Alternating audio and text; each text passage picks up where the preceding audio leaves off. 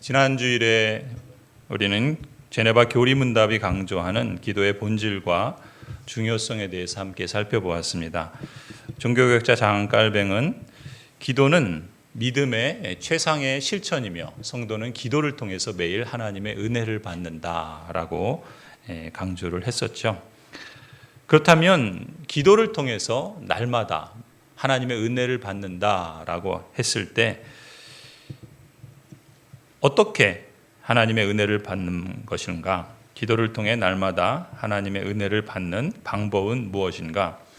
종교개혁자 장 깔뱅은 제네바 교회를 목회하면서 성도들이 이 땅에 고난의 삶을 살아가고 또 고통하는 그러한 인생 여정 속에 있지만 그러나 하늘에 속한 사람으로 그들의 시민권이 하늘에 있는 것처럼 이 땅에서도 하늘의 그 영광과 기쁨과 참된 평안과 안식을 맛보고 살아가고 또 그 영원에 그렇게 잇대어 살아가기를 바라는 마음에서 날마다 그렇다면 하나님의 은혜를 받는 것이 가장 중요한 핵심인데 그러한 방법은 무엇인가라는 것을 기독교 강요에서 가르치고 있고 또 그것을 제네바 교리문답에서 또 자녀들에게 강조합니다.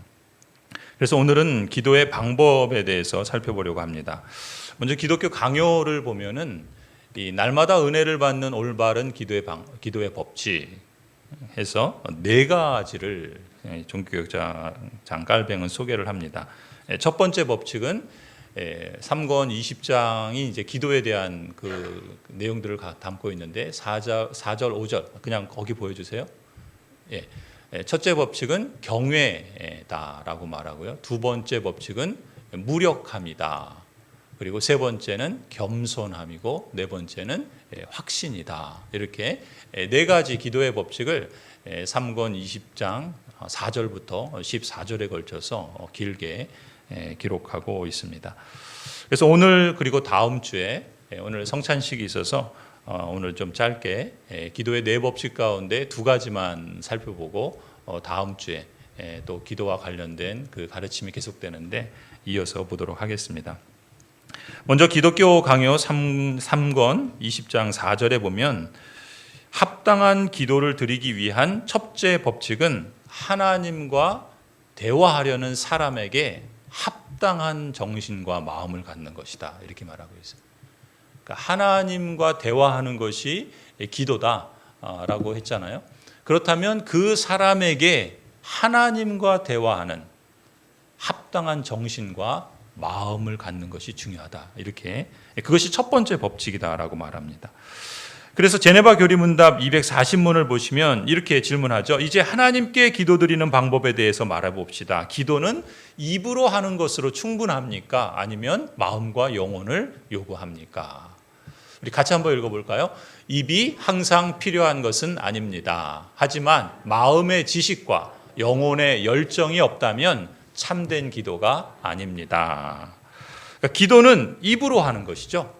당연하지 않습니까? 기도는 입으로 하는 것이라 생각합니다. 그런데 기도는 입으로만 하는 것은 아니라는 거예요. 그렇다면 무엇이 필요합니까?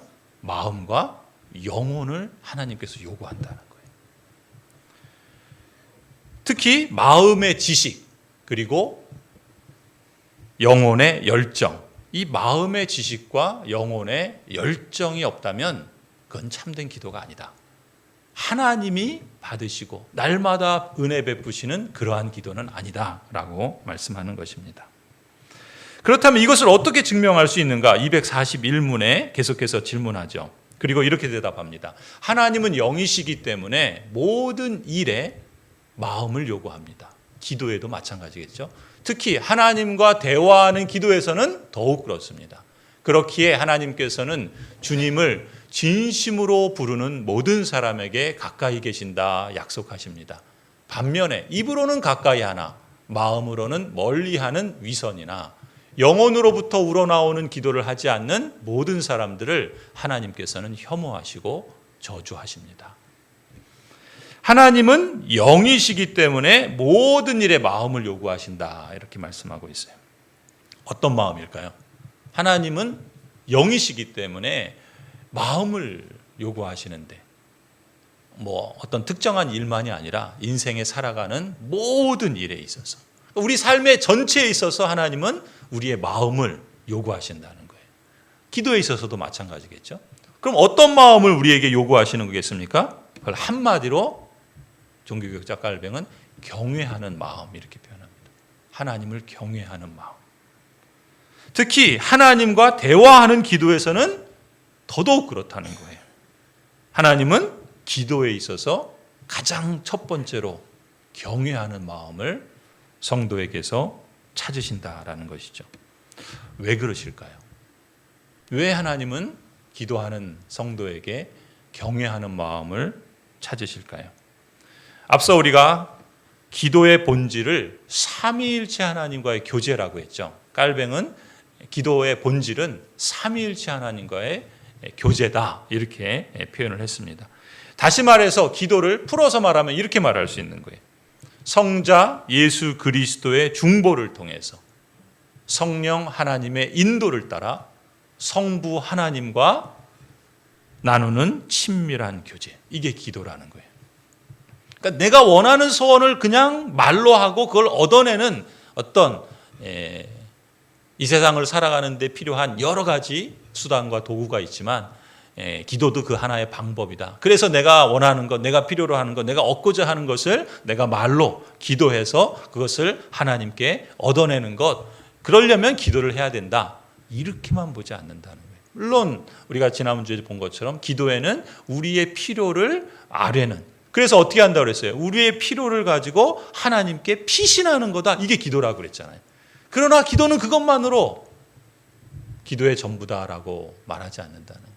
기도의 본질은 하나님과의 교제, 특히 성삼위일체 하나님과의 교제라고 그랬어요. 그렇다면 기도는 뭔가? 풀어서 말하면 성자 예수 그리스도의 중보를 통해서 성령 하나님의 인도를 받아 성부 하나님과 나누는 신비한 교제, 친밀한 교제, 참된 교제가 기도다, 이렇게 보았던 것이죠. 그런데 한번 이렇게 생각해 보세요.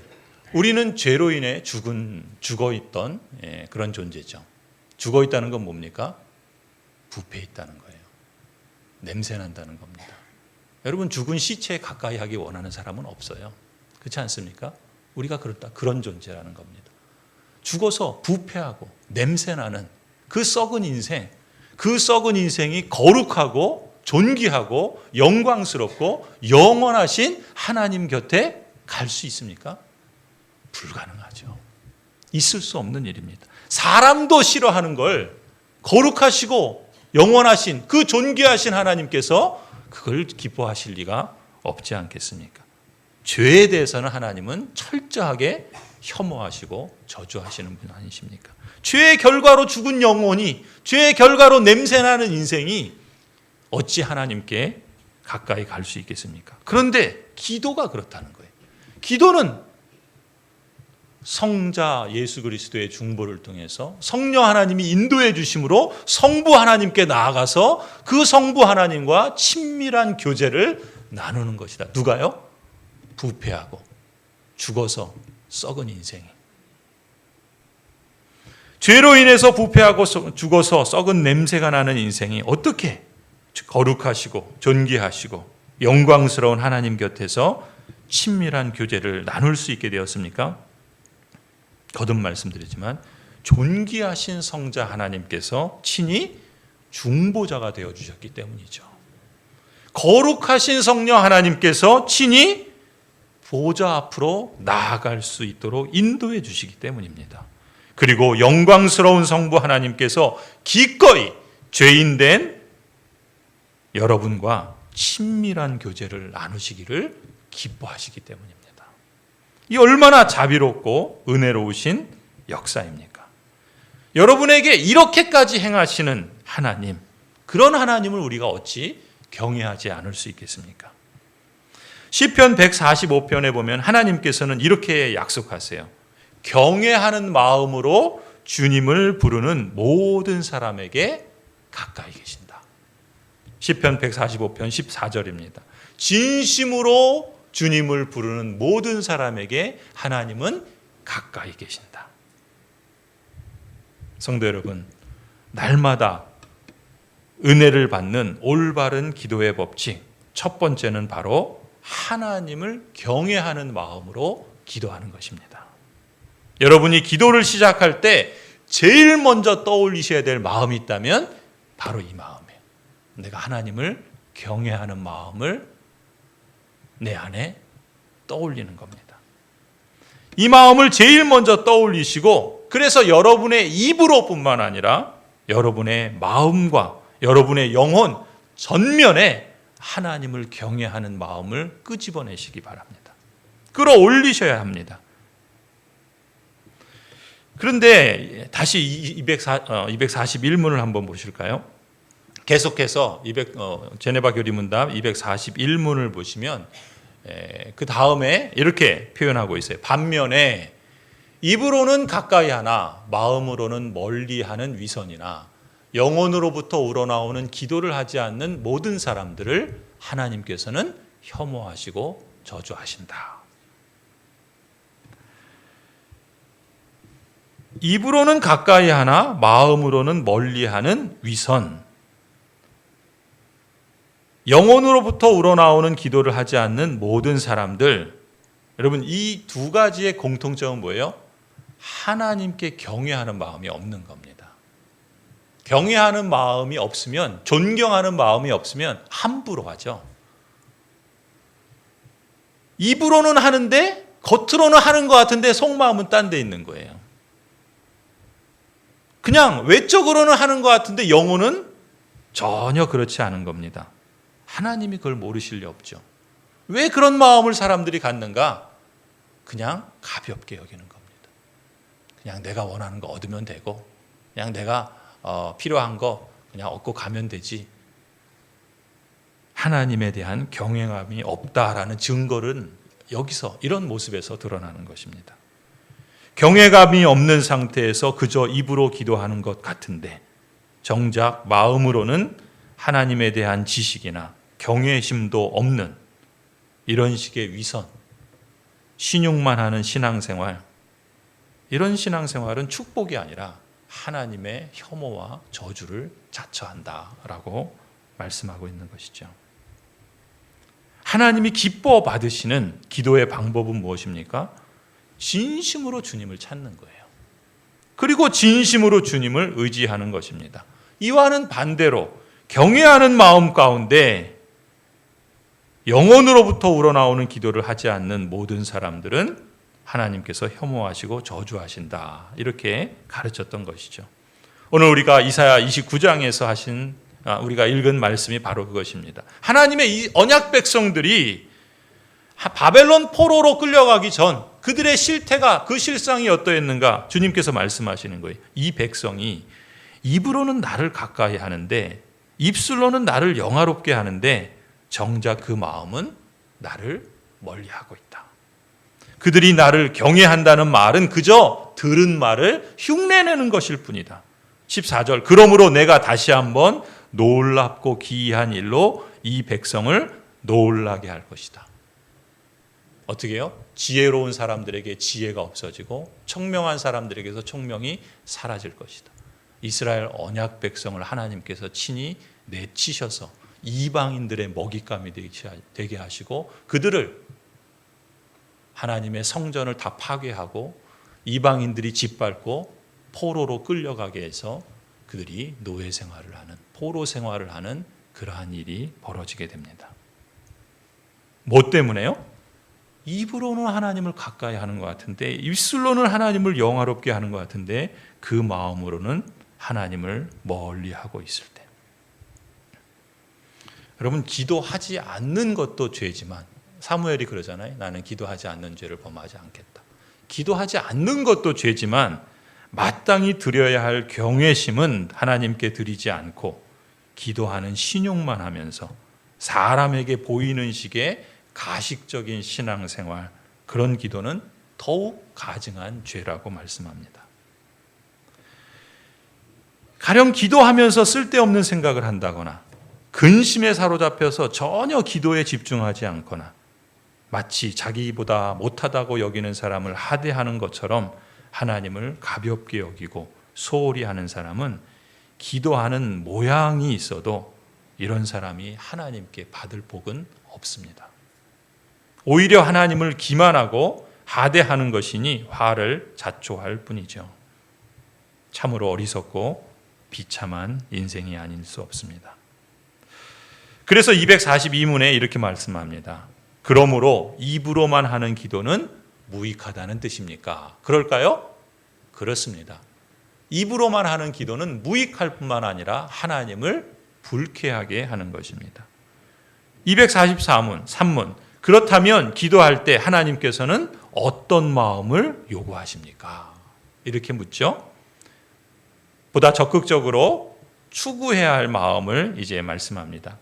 우리 답을 한번 같이 읽겠습니다. 첫째, 우리는 자신의 비참함과 부족함을 느껴야 합니다.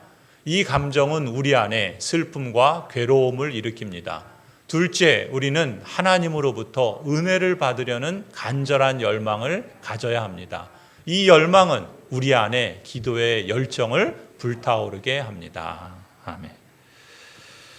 종교학자 장깔뱅은 날마다 은혜를 받는 올바른 기도의 법칙 4가지 중에서 2가지를 여기서 추가해서 말씀하고 있는 겁니다. 하나는 자신의 비참함과 부족함을 느껴야 한다. 그 앞에 그냥 보여주세요. 예, 여기서 하나는 자신의 비참함과 부족함을 느껴야 한다. 이것이 이제 하나고요. 다른 하나는 하나님으로부터 은혜를 받으려는 간절한 열망을 가져야 된다. 첫 번째는 뭐였어요?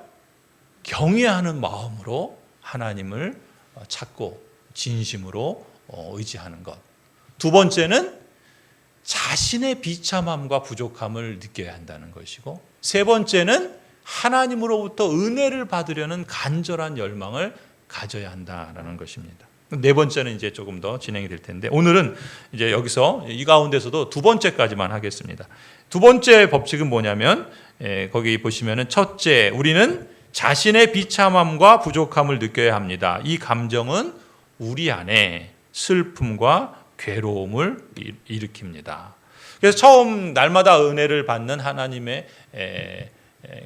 날마다 은혜를 받는 올바른 기도의 법칙, 두 번째는 무력함이라고 그랬어요. 그러니까 첫 번째는 경외, 두 번째는 무력함입니다.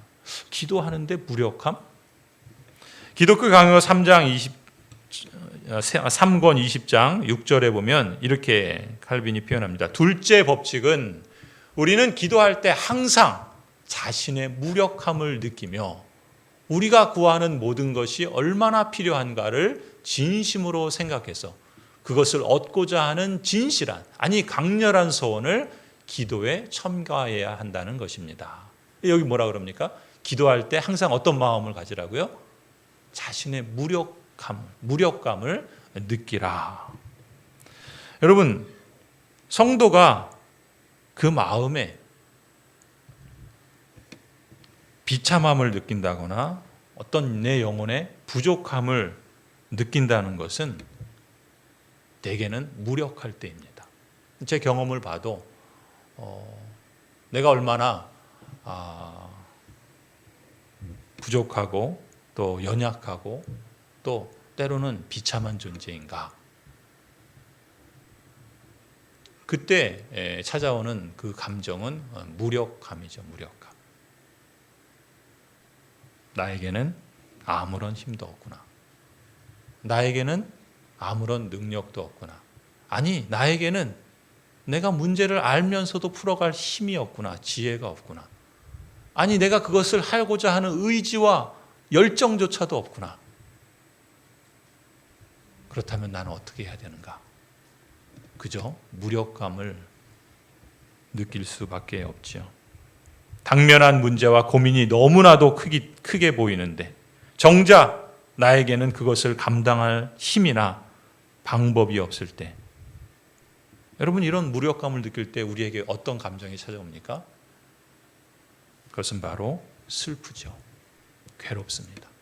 무력감을 느낄 때 누구나 다 사람은 슬프고 그리고 괴로움을 느끼게 됩니다.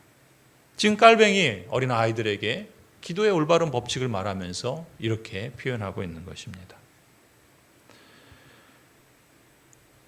우리는 자신의 비참함과 부족함을 느껴야 합니다. 이 감정은 우리 안에 슬픔과 괴로움을 일으킵니다. 근데 이게 언제 필요하다는 거예요?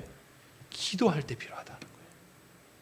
그러니까 우리가 무력함을 느낄 때, 내가 지금 감당해야 될 상황이나 어떤 사안들에 대해서 내 힘으로는 도저히 안 되겠구나, 길이 없구나, 방법이 없구나, 그래서 슬프고 무력하고 그래서 절망스러울 때, 그때가 어떤 때라는 거예요? 성도에게는 기도할 때라는 거예요.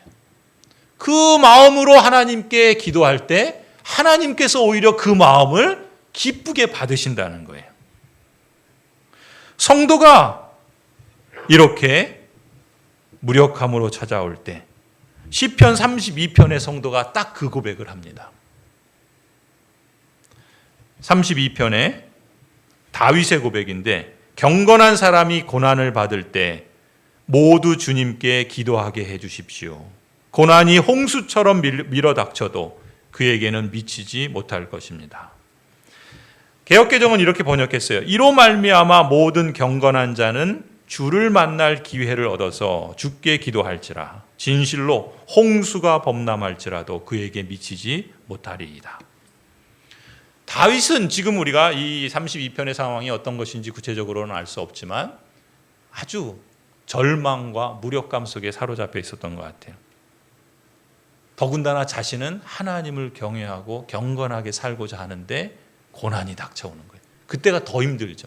내가 막 개차반처럼 살고 악을 행하고 죄를 범하고 있으면 부끄러워라도 하나님께 뭘 요구하기 힘들잖아요. 근데 그래도 내가 하나님이 기뻐하시는 뜻을 찾고 하나님이 원하시는 게 뭔가를 추구하며 그래서 선을 행하고 열심히 하나님의 그런 가치들을 따르려는 삶을 살아가고 있는 것 같은데, 오히려 내게 다가온 현실은 너무나도 버겁고 내 힘으로는 도저히 감당할 수 없고 어떻게 이것을 뚫고 지나가야 될지 답이 보이지 않을 때 있습니다. 그러면 더 절망스럽죠. 더 무력합니다. 그런데 다윗이 꼭 그런 거예요. 경건한 사람이 고난을 받을 때, 심지어 뭐라 그럽니까? 그 고난이 홍수처럼 밀어닥칠 때. 지난 몇 주 전에 우리 여기 앞에 벽제천에 비 많이 와서 물 흘러, 제가 그 비디오 영상으로 찍었거든요. 무섭더라고요. 얼마나 빨리 물이 내려가는지, 그리고 이 여기 앞에 있는 그 다리에 그 밑에 난간 있잖아요. 그 틈이 안 보일 정도로 이제 조금만 더 왔다가 이거 그냥 넘치겠구나. 저는 무슨 생각이 들어요?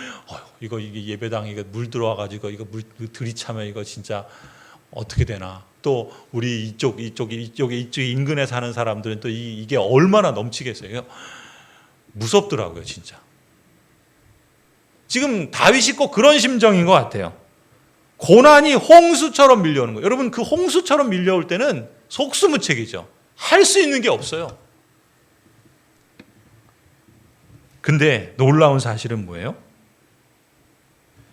개역개정에서는 이 고난받을 때라고 새 번역에서 번역한 표현이, 히브리 성경의 이 표현을 개역개정에서 뭐라고 번역했다고요? 주를 만날 기회, 이렇게 번역을 했어요.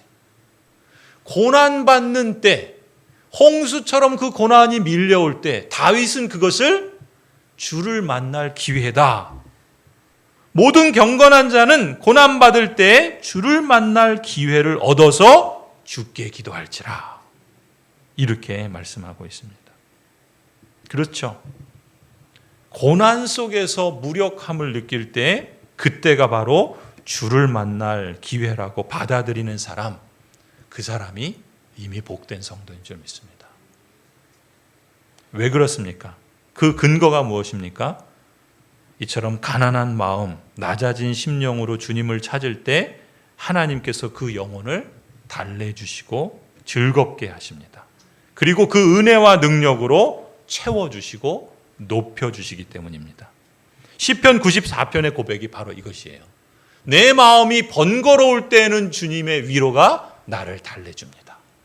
내 속에 근심이 많을 때 주의 위안이 내 영혼을 즐겁게 하시나이다.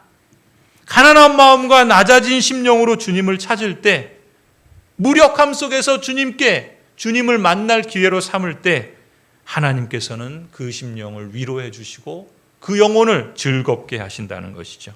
시편 50편도 보세요. 환난 날에 나를 부르라. 내가 너를 건지리니 너가 나를 영화롭게 하리라. 새 번역은 이렇게 번역해요. 재난의 날에 나를 불러라. 내가 너를 구하여 줄 것이다. 그래서 너는 나에게 영광을 돌리게 될 것이다.